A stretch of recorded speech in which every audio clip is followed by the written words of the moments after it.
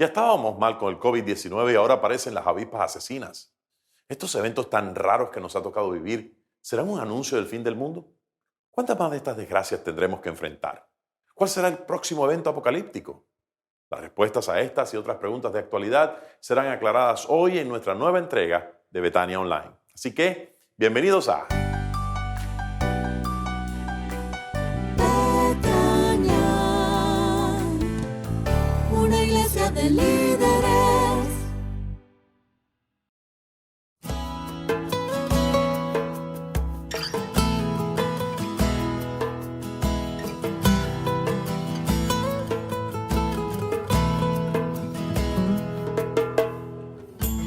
Desesperaría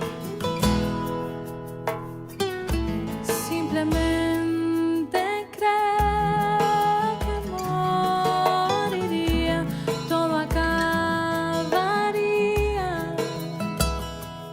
si no fuera por la certeza que duerme en mi alma, que tú eres mi esperanza. Eso me basta y ese consuelo todo lo calma. Tú eres quien guía mi melodía. Feliz contemplo que estás en mi barca. Y si me pidieras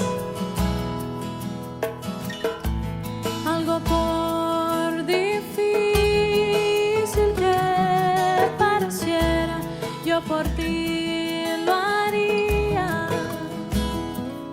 Solo déjame saber que eres tú quien me habla. Tú eres mi esperanza, eso me basta. Y ese consuelo todo lo calma. Tú eres quien guía mi melodía. Feliz contemplo que estás en mi barca. Tú eres la razón de mi existencia, la respuesta a mi porqué. En ti mi identidad tiene sentido, porque un día te veré. Y pase lo que pase, merece la pena por verte un día y descubrir que fui creado para ti. Fui creado para ti. Tú eres mi esperanza, eso me basta. Y ese consuelo todo lo calma. Tú eres quien guía mi melodía. Feliz contemplo que estás en mi barca. Feliz contemplo que estás en mi barca. Feliz contemplo que estás en mi barca.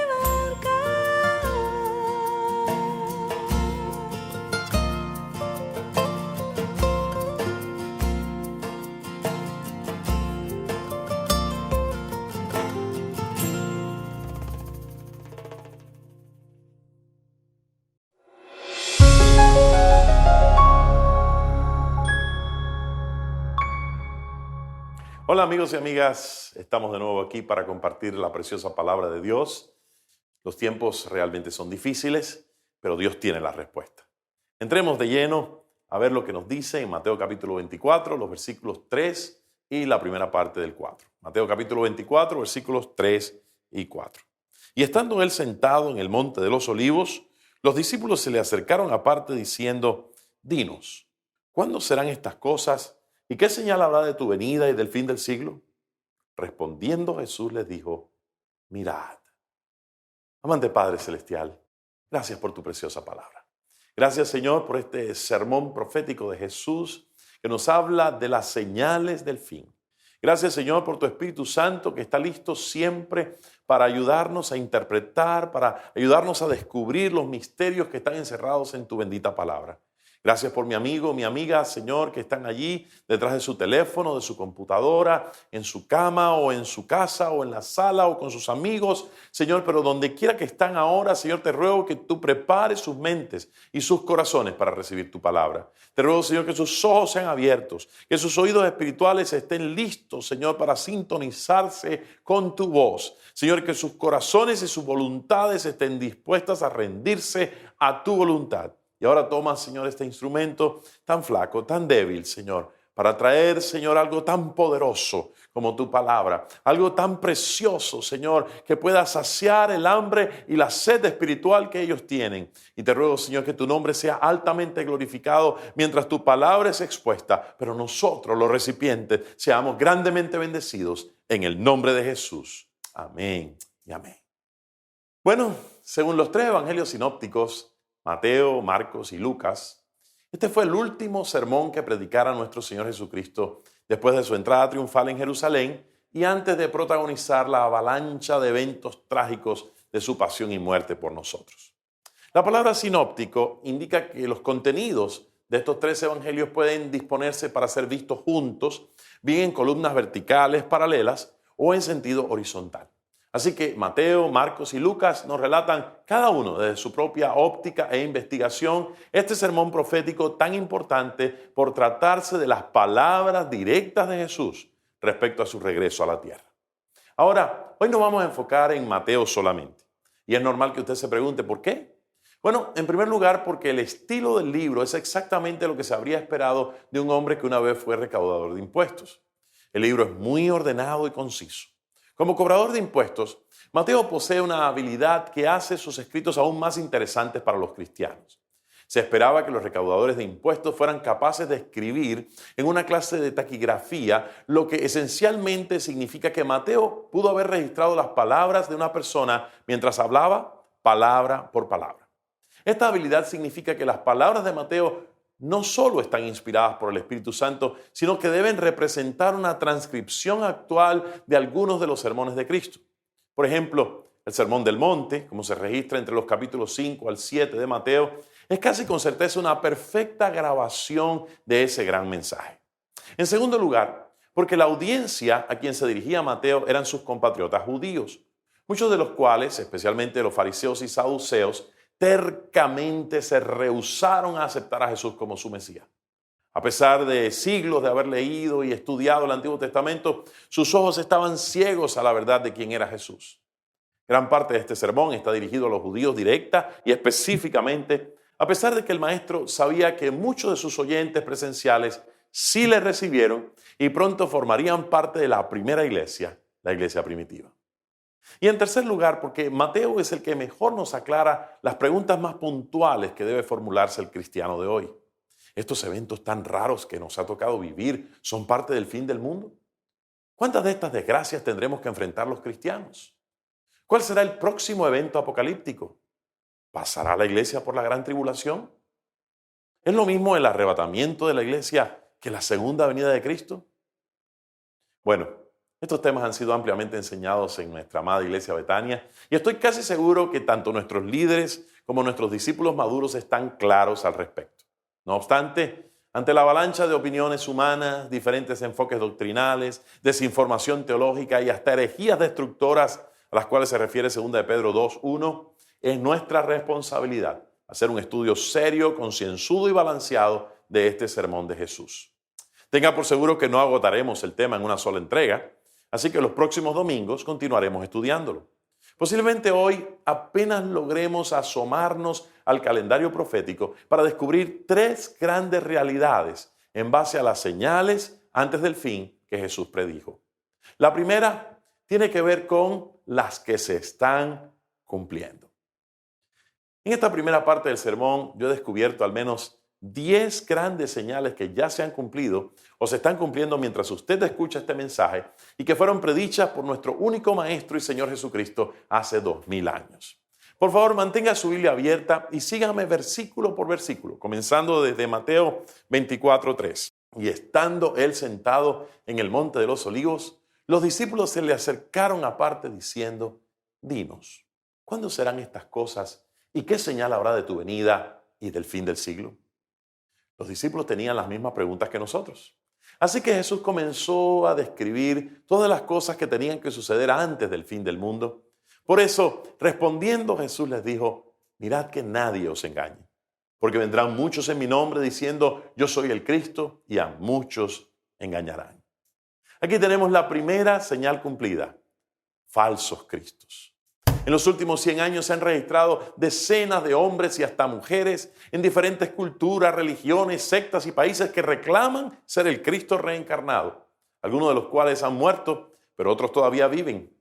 Varios han conducido a sus discípulos a suicidios masivos, mientras otros todavía tienen miles de seguidores y en la mayoría de los casos mucho dinero también. Veamos ahora el versículo 6 y la primera parte del 7. Y oiréis de guerras y rumores de guerra. Mirad que no os turbéis, porque es necesario que todo esto acontezca, pero aún no es el fin. Porque se levantará nación contra nación y reino contra reino. Aquí tenemos la segunda señal cumplida: guerras. Usted me dirá: sí, pastor, pero siempre ha habido guerras.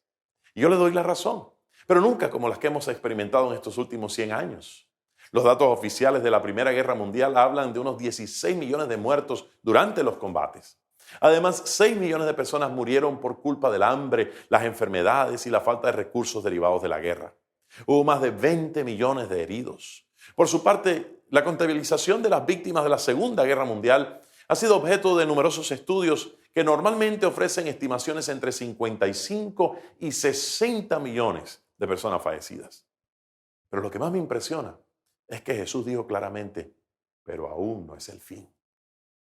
La segunda parte del versículo 7 menciona 3 señales más: y habrá pestes y hambres y terremotos en diferentes lugares.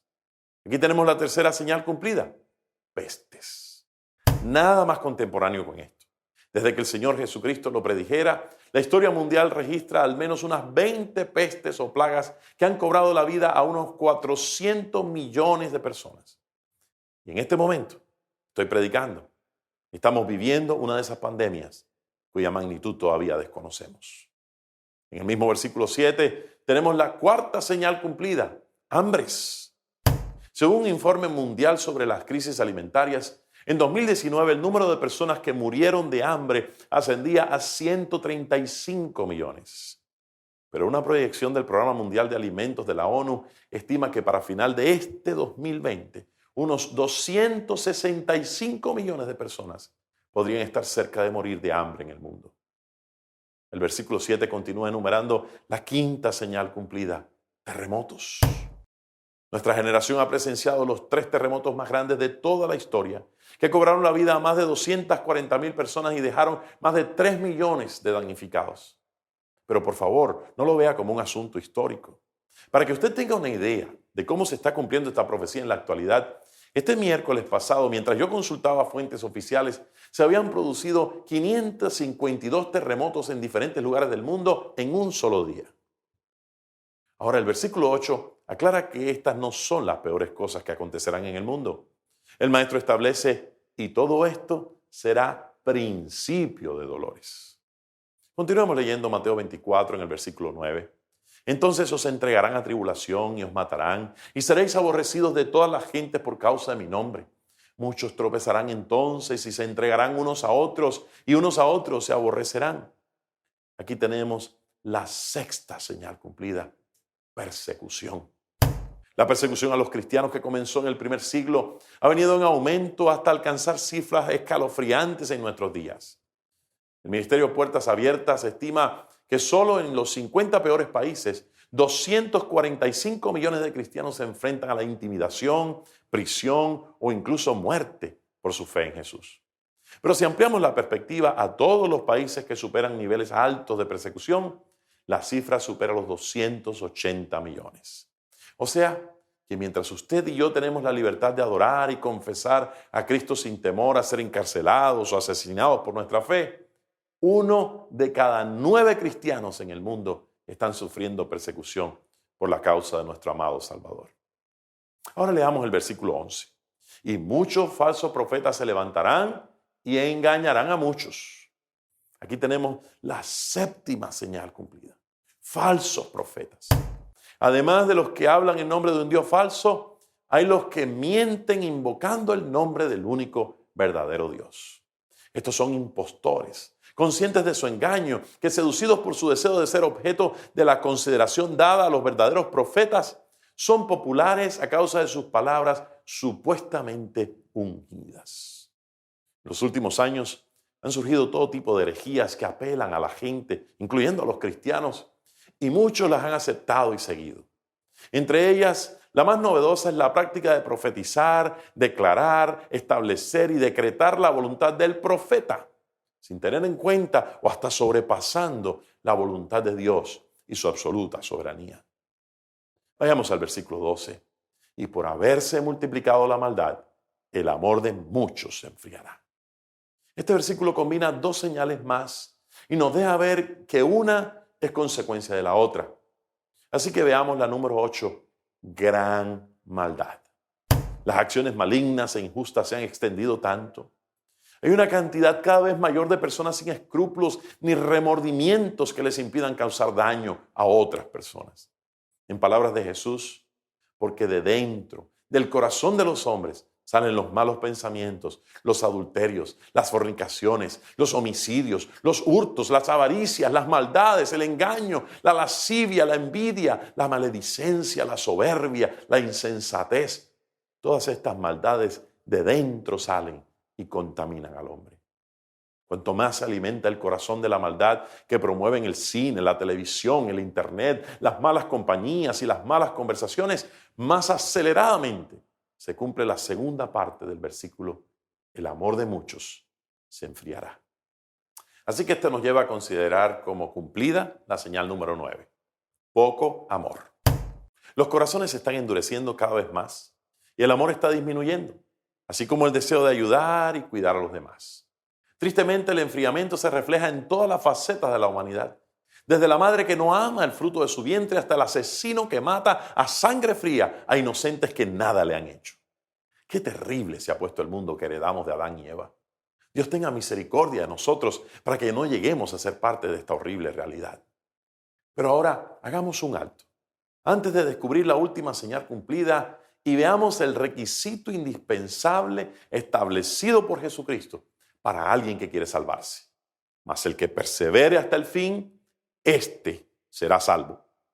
En este versículo 13, Jesús puso la primera piedra para que luego los apóstoles continuaran edificando algo que es fundamental para la salvación. ¿Qué significa la palabra perseverar? Según el diccionario, mantenerse firme y constante en una manera de ser o de obrar. Este es el requisito. Pablo lo confirma en Filipenses 2, 12 y 16, cuando le ordena a cristianos fieles, no a inconversos, sino a gente que es obediente a la palabra de Dios: ocupaos en vuestra salvación con temor y temblor, para que en el día de Cristo yo pueda gloriarme de que no he corrido en vano, ni en vano he trabajado. El escritor de la epístola a los Hebreos también hace una pregunta retórica: ¿cómo escaparemos nosotros si descuidamos una salvación tan grande? Y luego explica: porque os es necesaria la paciencia para que, habiendo hecho la voluntad de Dios, obtengáis la promesa. Porque aún un poquito y el que ha de venir vendrá, no tardará. Mas el justo vivirá por fe. Y si retrocediere, no agradará a mi alma. Pero nosotros no somos de los que retroceden para perdición, sino de los que tienen fe para preservación del alma. Para remachar este concepto, el apóstol Pablo explica de qué manera él mismo estaba cuidando su salvación, usando la analogía de la lucha grecorromana. Todo aquel que lucha, de todo se abstiene. Ellos, a la verdad, para recibir una corona corruptible, pero nosotros una incorruptible. Así que yo de esta manera corro, no como a la aventura. De esta manera peleo, no como quien golpea el aire, sino que golpeo mi cuerpo y lo pongo en servidumbre. No sea que, habiendo sido heraldo para otros, yo mismo venga a ser eliminado. Querido hermano, si el apóstol Pablo estaba tan preocupado en perseverar para no ser eliminado, ¿qué quedará para usted y para mí? Si usted se ha descuidado, es tiempo de volver a su primer amor. Si está practicando el pecado, es tiempo de arrepentirse, suplicar el perdón de Dios y volver a dar frutos dignos de arrepentimiento. Si se ha apartado completamente de Dios, es tiempo de regresar como el hijo pródigo. Piensa en esto y no deje de tomar la decisión correcta hoy mismo. Bueno, ahora sí leamos el versículo 14, que contiene la única profecía que está en proceso de cumplimiento y que para muchos estudiosos es la última que falta para que Cristo venga por su iglesia. Y será predicado este evangelio del reino en todo el mundo, para testimonio a todas las naciones, y entonces vendrá el fin. Estamos hablando de la expansión del evangelio. Como nunca antes, hoy día el evangelio está siendo predicado en cada rincón del mundo. Las buenas nuevas del evangelio están llegando a todos los grupos étnicos que hay alrededor del globo terráqueo. En una reciente visita que hicimos la pastora y yo al Museo de la Biblia en Washington, D.C., tuvimos el gozo de ver la urgencia con que se están traduciendo las escrituras a los dialectos menos conocidos y en los lugares más remotos de la tierra. Y ahora, con esta pandemia, todas las redes sociales en todo el mundo se han llenado del Evangelio de Cristo. Al fin una buena profecía se está cumpliendo. Y tanto usted como yo podemos acelerar su cumplimiento con solo obedecer la gran comisión de ir y hacer discípulos. Creo que usted esté descubriendo, como yo lo he hecho, que las primeras 9 señales ya se han cumplido y la 10ª está por completarse en cualquier momento. Esto nos hace concluir que lo próximo será, entonces vendrá el fin. ¿Pero qué fin? O mejor dicho, ¿qué parte del fin? La mayoría de los predicadores conservadores creemos que aquí se ubica el principio del fin y que la iglesia, la novia de Cristo, será arrebatada en este punto para entrar a disfrutar lo que dice Apocalipsis 16, 6 al 8. Y oí como la voz de una gran multitud, como el estruendo de muchas aguas, y como la voz de grandes truenos que decía, aleluya, porque el Señor nuestro Dios Todopoderoso reina. Gocémonos y alegrémonos y démosle gloria, porque han llegado las bodas del Cordero y su esposa se ha preparado. Y a ella se le ha concedido que se vista de lino fino, limpio y resplandeciente, porque el lino fino es las acciones justas de los santos. Y el ángel me dijo, escribe, bienaventurados los que son llamados a la cena de las bodas del Cordero. Y me dijo, estas son palabras verdaderas de Dios. Ahora entremos a ver las que faltan por cumplirse. Continuemos escuchando a Jesús en Mateo 24, 15 al 20. Por tanto, cuando veáis en el lugar santo la abominación desoladora de que habló el profeta Daniel, el que lea, entienda, entonces los que estén en Judea huyan a los montes. El que esté en la azotea no descienda para tomar algo de su casa, y el que esté en el campo no vuelva atrás para tomar su capa. Mas ay de las que estén encintas y de las que críen en aquellos días. Orad, pues, que vuestra huida no sea en invierno ni en un día de reposo. Entonces, después de haber leído estos versículos, salta a nuestra vista la primera señal que aún no se ha cumplido: la abominación desoladora. Esta escritura tiene referencia a Daniel 9:27 y por otra semana confirmará el pacto con muchos. A la mitad de la semana hará cesar el sacrificio y la ofrenda. Después, con la muchedumbre de las abominaciones, vendrá el desolador, hasta que venga la consumación y lo que está determinado se derrame sobre el desolador. En el año 167 a.C., un gobernante griego llamado Antíoco Epífanes erigió un altar a Júpiter sobre el altar de los holocaustos en el templo judío en Jerusalén. También sacrificó un cerdo sobre el altar en el templo en Jerusalén. Este evento es conocido como la abominación desoladora. En Mateo 24:15, Jesús estaba hablando unos 200 años después que la abominación desoladora antes descrita ya había ocurrido. Así que Jesús debe haber estado profetizando que en algún tiempo futuro la abominación desoladora ocurriría en un templo judío en Jerusalén. La mayoría de los intérpretes de la profecía bíblica creen que Jesús estaba refiriéndose al anticristo, quien hará algo muy similar a lo que hizo Antíoco Epífanes.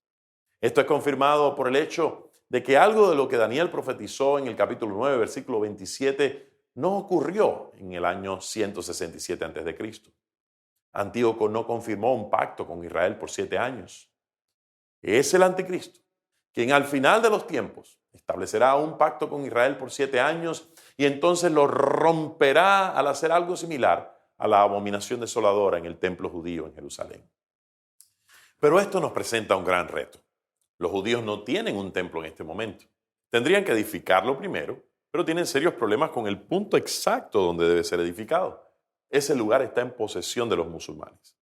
O sea que primero necesitan negociar con sus peores enemigos y luego construir su tercer templo para que entonces se cumpla esta profecía de Jesús. La mayoría de los cristianos creemos que una vez arrebatada la iglesia, se cumplirá la palabra en 2 de Tesalonicenses 2, 3 al 12. Nadie os engañe en ninguna manera, porque no vendrá sin que antes venga la apostasía y se manifieste el hombre de pecado, el hijo de perdición, el cual se opone y se levanta contra todo lo que se llama Dios o es objeto de culto, tanto que se sienta en el templo de Dios como Dios, haciéndose pasar por Dios. ¿No os acordáis que cuando yo estaba todavía con vosotros os decía esto? Y ahora vosotros sabéis lo que lo detiene, a fin de que a su debido tiempo se manifieste, porque ya está en acción el misterio de la iniquidad, solo que hay quien al presente lo detiene, hasta que él a su vez sea quitado de en medio, y entonces se manifestará aquel inicuo, a quien el Señor matará con el espíritu de su boca y destruirá con el resplandor de su venida, inicuo cuyo advenimiento es por obra de Satanás, con gran poder y señales y prodigios mentirosos, y con todo engaño de iniquidad para los que se pierden, por cuanto no recibieron el amor de la verdad para ser salvos. Por esto Dios les envía un poder engañoso para que crean a la mentira, a fin de que sean condenados todos los que no creyeron a la verdad, sino que se complacieron en la injusticia. La Biblia enseña que el período en que se derramarán los juicios de Dios sobre la tierra durará 7 años, de los cuales 3 y medio serán de aparente estabilidad y reposo para el mundo, pero que cuando digan paz y seguridad, entonces vendrá sobre ellos destrucción repentina, como los dolores a la mujer encinta, y no escaparán. Cualquiera que sea la futura abominación desoladora, no dejará duda en la mente de nadie de que tendrá lugar durante la tribulación y que quien la llevará a cabo será la persona conocida como el anticristo. Apocalipsis 13, 14 lo describe haciendo alguna clase de imagen que todos son forzados a adorar. Aquellos que se hayan quedado durante la tribulación deberán reconocer que este evento es el principio de 3 años y medio del peor período de tribulación. Aquí tenemos entonces la segunda señal que recogiera Mateo del sermón profético de Jesús, la gran tribulación. Sigamos leyendo Mateo 24, 21 y 22. Porque habrá entonces gran tribulación, cual no la ha habido desde el principio del mundo hasta ahora, ni la habrá. Y si aquellos días no fuesen acortados, nadie sería salvo, mas por causa de los escogidos, aquellos días serán acortados. La gran tribulación es la última mitad del período de la tribulación, con 3 y medio años de duración. Se distingue del período de la tribulación porque la bestia o anticristo será revelado y la ira de Dios se intensificará grandemente durante ese tiempo. Además, en este punto es importante enfatizar que la tribulación y la gran tribulación no son 2 términos diferentes. Dentro de la escatología, el estudio de las cosas futuras, la tribulación se refiere a todo el período de los 7 años, mientras que la gran tribulación se refiere a la segunda mitad de la tribulación. Hoy no tenemos tiempo para profundizar en esta señal, pero Apocalipsis nos ofrece la mayor información acerca de la gran tribulación. Desde Apocalipsis 13, cuando la bestia es revelada, hasta el regreso de Cristo en Apocalipsis 19, se nos describe el cuadro de la ira de Dios en la tierra por la incredulidad y la rebelión del hombre. Al final de la gran tribulación, el Señor Jesús nos dio a conocer la última señal que veremos hoy, la segunda venida de Cristo. Leamos Mateo 24, 27 al 33. Porque como el relámpago que sale del oriente y se muestra hasta el occidente, así será también la venida del Hijo del Hombre. Porque donde quiera que estuviera el cuerpo muerto, allí se juntarán las águilas. E inmediatamente después de la tribulación de aquellos días, el sol se oscurecerá y la luna no dará su resplandor y las estrellas caerán del cielo y las potencias de los cielos serán conmovidas. Entonces aparecerá la señal del Hijo del Hombre en el cielo y entonces lamentarán todas las tribus de la tierra y verán al Hijo del Hombre viniendo sobre las nubes del cielo con poder y gran gloria. Y enviará a sus ángeles con gran voz de trompeta y juntarán a sus escogidos de los 4 vientos, desde un extremo del cielo hasta el otro.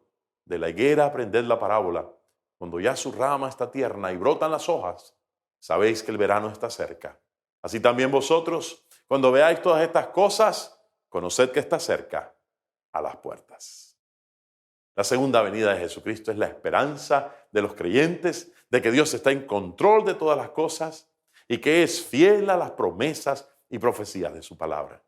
En su primera venida, Jesucristo vino a la tierra como un bebé nacido en un pesebre de Belén, tal como fue profetizado. Jesús cumplió muchas de las profecías del Mesías durante su nacimiento, su vida, su ministerio, su muerte y su resurrección. Sin embargo, hay algunas profecías respecto al Mesías que Jesús no ha cumplido todavía. La segunda venida será el retorno de Cristo para cumplir las profecías restantes. En su primera venida Jesús fue el siervo sufriente. En su segunda venida Jesús será el rey conquistador. En su primera venida Jesús llegó bajo las más humildes circunstancias. En su segunda venida Jesús vendrá con los ejércitos celestiales a su lado. La segunda venida es relatada con grandes detalles en Apocalipsis 19, 11 al 16. Entonces vi el cielo abierto y he aquí un caballo blanco y el que lo montaba se llamaba Fiel y Verdadero y con justicia juzga y pelea. Sus ojos eran como llamas de fuego y había en su cabeza muchas diademas y tenía un nombre escrito que ninguno conocía sino él mismo. Estaba vestido de una ropa teñida en sangre y su nombre es el Verbo de Dios. Los ejércitos celestiales, vestidos de lino finísimo, blanco y limpio, le seguían en caballos blancos. De su boca sale una espada aguda para herir con ella a las naciones, y él la regirá con vara de hierro, y él pisa el lagar del vino del furor de la ira de Dios Todopoderoso. Y en su vestidura y en su muslo tiene escrito este nombre: Rey de Reyes y Señor de Señores. Una vez establecidas las señales que para nosotros ya están cumplidas y las que están por cumplirse próximamente, el Señor Jesús nos dejó órdenes muy claras con las cuales concluiría su sermón profético. Mateo 24, 36 al 44 sigue diciendo lo que necesitamos hacer. Pero del día y la hora nadie sabe, ni aun los ángeles de los cielos, sino solo mi Padre. Mas como en los días de Noé, así será la venida del Hijo del Hombre. Porque como en los días antes del diluvio estaban comiendo y bebiendo, casándose y dando en casamiento, hasta el día en que Noé entró en el arca y no entendieron hasta que vino el diluvio y se los llevó a todos. Así será también la venida del Hijo del Hombre. Entonces estarán dos en el campo. El uno será tomado y el otro será dejado. Dos mujeres estarán moliendo en un molino. La una será tomada y la otra será dejada. Velad, pues, porque no sabéis a qué hora ha de venir nuestro Señor. Pero sabed esto, que si el padre de familia supiese a qué hora el ladrón habría de venir, velaría y no dejaría minar su casa. Por tanto, también vosotros estad preparados, porque el Hijo del Hombre vendrá a la hora que no pensáis. Aquí tenemos la primera orden. La primera orden es velar. La orden velad quiere decir estar vigilantes, a la expectativa, pendientes, alertas, porque sabemos que el Señor viene por su iglesia, pero no sabemos el día ni la hora. Velar es estar conscientes de que nuestro adversario, el diablo, como león rugiente, anda alrededor buscando a quien devorar y que necesitamos resistirlo firmes en la fe. Velar significa renunciar al sueño que nos ofrece este mundo, de satisfacer cada apetito, tener cada antojo y ser alguien en esta vida. Porque todo lo que hay en el mundo, los deseos de la carne, los deseos de los ojos y la vanagloria de la vida no proviene del Padre, sino del mundo. Y el mundo pasa y sus deseos, pero el que hace la voluntad de Dios permanece para siempre. Velar significa crucificar la carne con sus pasiones y deseos, hasta que podamos decir como Pablo, con Cristo estoy juntamente crucificado y ya no vivo yo, mas vive Cristo en mí. Y lo que ahora vivo en la carne, lo vivo en la fe del Hijo de Dios, el cual me amó y se entregó a sí mismo por mí. Velar significa estar preparados para el encuentro con aquel que dio su vida por nosotros.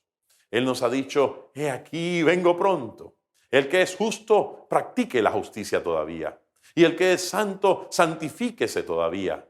Bienaventurados los que lavan sus ropas para tener derecho al árbol de la vida y para entrar por las puertas en la ciudad. Ahora tenemos la segunda orden, hacer discípulos. Continuemos leyendo las palabras de Jesús. ¿Quién es pues el siervo fiel y prudente al cual puso su Señor sobre su casa para que les dé el alimento a tiempo? ¿Se considera usted un siervo o una sierva de Cristo? Entonces, ¿qué les ordenó el Señor Jesús a sus discípulos?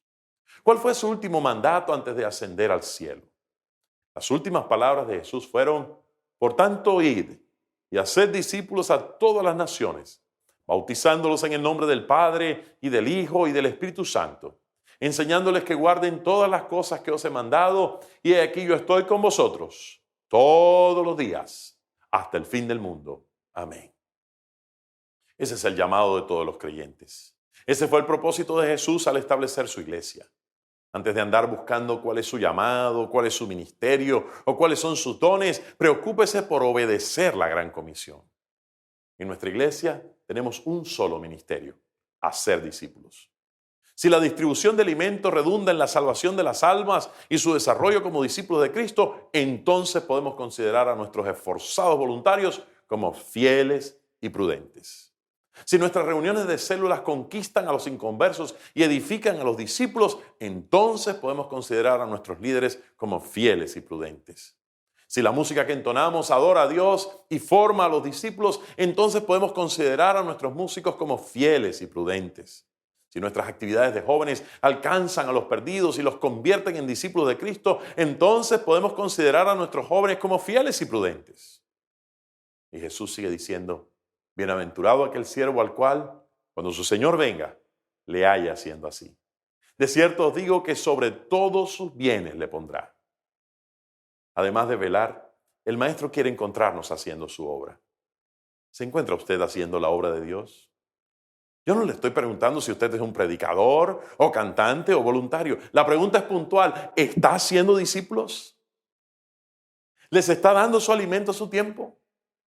Entonces escuche la promesa de Jesús en Apocalipsis 22:12. He aquí yo vengo pronto, y mi galardón conmigo para recompensar a cada uno según sea su obra. Ahora terminemos de leer las palabras de Jesús. Pero si aquel siervo malo dijera en su corazón: mi señor tarda en venir, y comenzara a golpear sus consiervos y aún a comer y a beber con los borrachos, vendrá el señor de aquel siervo en el día que éste no espera y a la hora que no sabe, y lo castigará duramente y pondrá su parte con los hipócritas. Allí será el lloro y el crujir de dientes. Yo no quiero terminar así. Usted no quiere terminar así. Jesús no dio su vida para que terminásemos así. Es por eso que nos ordena velar con el objetivo de estar en santidad para su inminente regreso y hacer discípulos a fin de recibir nuestra recompensa.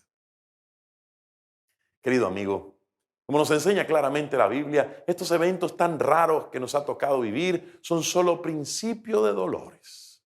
Todavía no estamos en la tribulación. Lo peor no ha llegado aún, y lo próximo que está por cumplirse es el encuentro de Jesús con su iglesia en las nubes. Eso es muy buena noticia para los que estamos esperando por años ese momento. Pero al mismo tiempo debería preocuparle a todo aquel que nunca ha tomado una decisión seria por Cristo, o que después de hacerla se ha descuidado, apartado y enredado en el pecado una vez más. ¿Está usted preparado para irse con el Señor si Él levantara su iglesia en este instante? Oremos.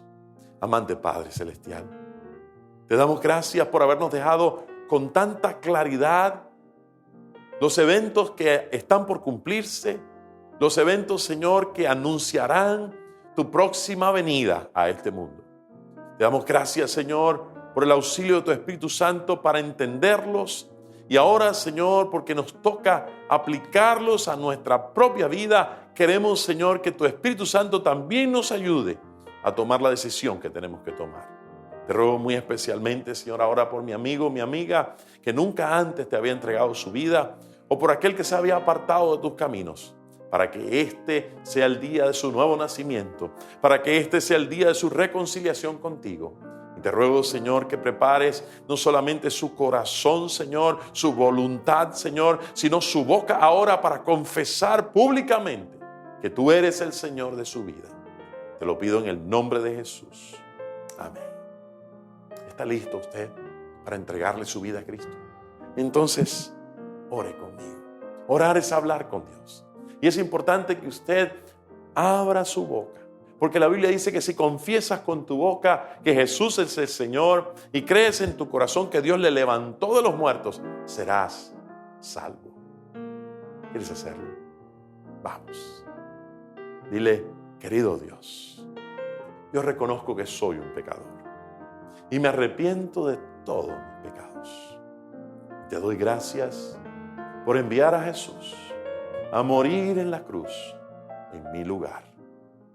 Yo lo recibo como mi Salvador y como mi Señor. Te abro las puertas de mi vida, te invito para que entres y me cambies y me hagas la persona que tú quieres que yo sea. Quiero amarte y servirte en esta tierra y por toda la eternidad en el cielo. En el nombre de Jesús. Amén. Si usted hizo esta oración, debo decirle que el Señor ha echado al fondo del mar todos sus pecados y no se acordará más de ellos. Que su nombre está siendo escrito en el libro de la vida y ahora usted es mi hermano, mi hermana. ¿Y sabe cuánto nos gustaría recibir una llamada suya? Aquí está el teléfono de nuestra iglesia, 305-638-2283. Por favor, llámenos. Cuéntenos cómo ha sido su experiencia al abrirle su corazón a Jesús. Y díganos sus necesidades, sus luchas, sus inquietudes, porque queremos orar por usted y con usted. Si necesita una Biblia, también llámenos. Con mucho gusto se la enviaremos a vuelta de correo. Queremos ser sus hermanos mayores. Queremos también ubicarle con un líder que ya ha caminado un poco más que usted en la vida cristiana y que estará muy gustoso de ayudarle en sus primeros pasos. Bueno, le animo una vez más. Llámenos, por favor, al 305-638-2283. Y usted, mi querido hermano, mi querida hermana, ¿se encuentra usted velando? ¿Se encuentra haciendo lo que su Señor le encargó? ¿Qué espera? ¿Puede ver cuán cerca está nuestro encuentro con el Señor? ¿Se está santificando? ¿Está lavando sus ropas? Oremos, Padre, aquí está tu pueblo, Señor. Este es tu siervo y mis hermanos. Venimos delante de ti, Señor, porque queremos obedecer tu orden, Señor, de velar. Por tanto, Señor, si alguien ha estado dormido, despiértalo en esta hora, Señor. Por tanto, Señor, si alguno de nosotros hemos sido conquistados en el deseo de nuestros ojos, de nuestra carne, Señor, en el ego, Señor, oh mi Dios, y el diablo ha logrado usar el sistema de este mundo para enredarnos y alejarnos de ti, para que no estemos listos, Señor, para nuestro encuentro contigo. En esta hora, Señor, tu Espíritu Santo arroje luz sobre nosotros para sacar el pecado de nuestra vida, para sacar la dualidad, Señor, para quitar la frialdad, Señor. Oh, que el fuego de tu Espíritu Santo venga a arder en nuestros corazones y estemos listos, preparados, velando en oración, en súplica todo el tiempo, leyendo tu palabra, ayunando, buscando tu rostro, Señor, concientizándonos a nosotros mismos y a otros, porque también queremos hacer, Señor, lo que tú nos has mandado a hacer. Queremos hacer discípulos, queremos levantar a la gente que está en el piso, Señor, queremos levantar al que está caído, queremos, Señor, traer a la luz al que está en las tinieblas, Señor. Por favor, ayúdanos para ir y hacer discípulos. Queremos levantar, Señor, al nuevo en la fe. Queremos ayudarle en sus primeros pasos. Queremos ser instrumento de bendición, de salvación, de reconciliación, de edificación. Y por eso, Señor, te pedimos que hoy tú nos capacites. Espíritu de Dios, capacítanos para el momento que nos ha tocado vivir. En este tiempo de pandemia, ayúdanos a hacer la respuesta tuya para la gente. Ayúdanos a estar ahí con sus necesidades, pero ayúdanos a estar ahí también, Señor, con el corazón abierto, Señor, para mostrarle todo lo que tú nos has mostrado a nosotros, para testificarles acerca de tu poder, Señor, para operar, Señor, en el Espíritu Santo, con el poder de tu Espíritu Santo, Señor, en este momento en que la humanidad te necesita más que nunca. Yo quiero ser el instrumento en tus manos. Úsame a mí, Señor, usa a mis hermanos, Señor, usa a tu pueblo donde quiera que estés, Señor, en esta hora, para anunciar que tú vienes por tu iglesia. Prepáranos para ese encuentro glorioso. Que nuestras vestiduras estén bien limpias, sin mancha ni arruga ni cosa semejante. O sea, que estemos en perfecta santidad, en perfecta armonía, en perfecta comunión contigo. Te lo pedimos humildemente en el precioso nombre de Jesús. Gracias. Bueno, hermanos y hermanas, amigos y amigas, estamos llegando al final de esta edición de Betania Online y queremos darle las gracias por permitirnos el honor entrar en su casa, en su celular, en su computadora y recordarle que estamos aquí para servirles. Este mismo domingo, hoy mismo en la tarde, tendremos distribución de alimentos. A la 1 de la tarde distribuimos los turnos y después pues le entregamos a usted un horario específico para que venga a recoger su porción. También el martes de 7 a 9 tenemos las clases para bautismo y membresía por Zoom. Y avísele a su líder, dígale que usted quiere ser parte de esto y con muchísimo gusto también le vamos a incluir a usted. El viernes tenemos las reuniones de las redes. Los jóvenes y jóvenes adultos se están reuniendo con el pastor Joe Camilo también por Zoom y con la pastora Noemí y su servidor. Estamos también el viernes a las 8 de la noche por Zoom en nuestras reuniones de hombres y mujeres. No se pierda nada, que aquí en Betania el que se pierde algo, generalmente se pierde lo mejor. Bueno, Jehová te bendiga y te guarde. Jehová haga resplandecer su rostro sobre ti y tenga de ti misericordia. Jehová alce sobre ti su rostro y ponga en ti paz. Y el mismo Dios de paz os santifique por completo y todo vuestro ser, espíritu, alma y cuerpo, sea guardado irreprensible para la venida de nuestro Señor Jesucristo. Fiel es el que os llama, el cual también lo hará. Shalom.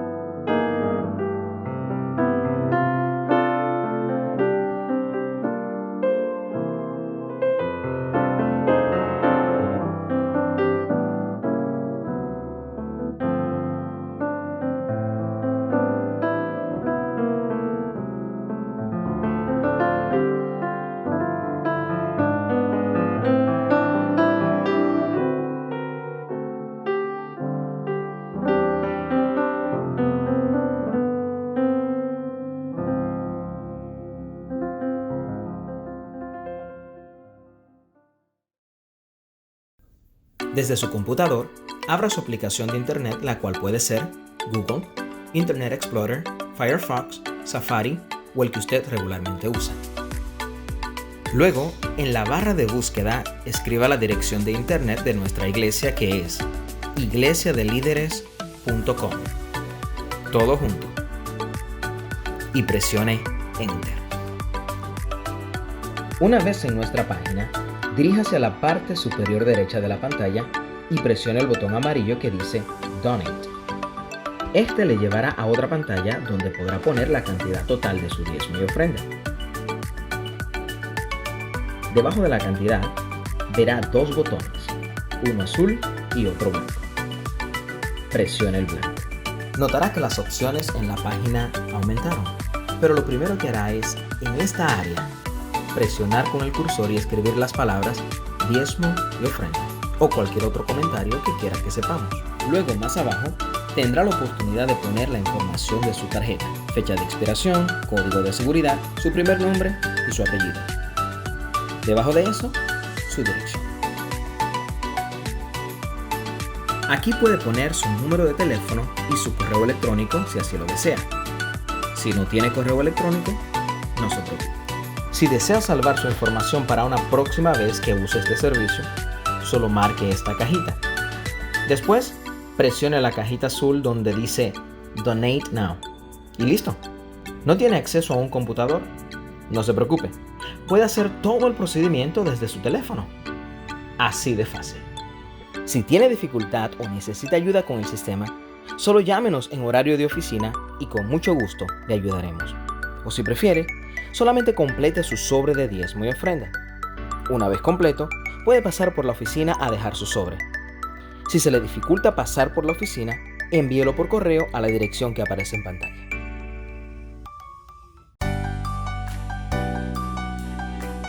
Betania,